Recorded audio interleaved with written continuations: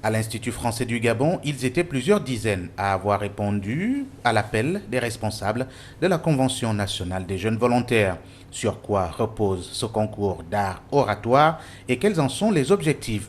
Il faut noter que ce concours recherche en réalité les qualités des jeunes, notamment leur pertinence intellectuelle, leur approche des problématiques qui les concernent directement et bien entendu les dispositions et l'originalité dans la façon d'aborder ces problématiques.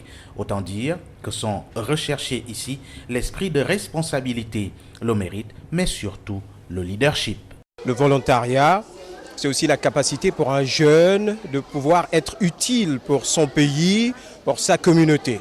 Donc je pense qu'ici, jeunes volontaires, ça peut être en même temps les membres de notre association Convention nationale des jeunes volontaires, mais aussi ceux qui voudraient partager les valeurs qu'ils incarnent avec d'autres jeunes Gabonais. Donc les étudiants qui participent à ce concours sont aussi des jeunes volontaires. Le concours d'art oratoire est un concours de discours.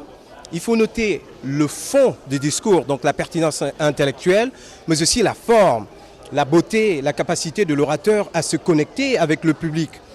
En chacun des jeunes, en chacun d'entre nous se cache un soleil, dit-on. Le plus important est qu'effectivement il y ait les moyens de faire jaillir ces rayons et l'initiative est à tout point de vue louable. Quel que soit l'endroit où on vient, quel que soit ce qu'on a comme expérience, on a un talent potentiel acquis. C'est indéniable.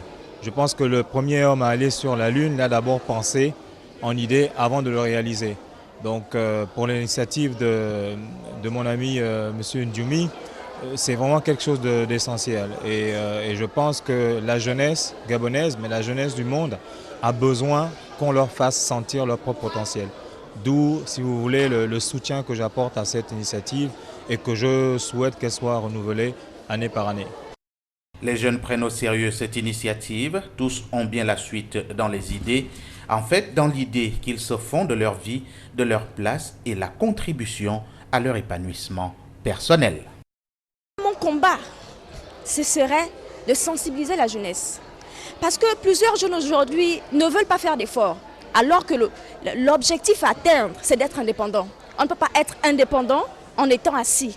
On ne peut pas être indépendant en attendant le pain de quelqu'un d'autre ou en allant voler ou en allant se pavaner dans les rues de Libreville. Il faut être indépendant en cherchant, en se demandant quel est mon avenir, qu'est-ce que je vais faire demain. Serai-je demain propriétaire d'une maison, d'une voiture ?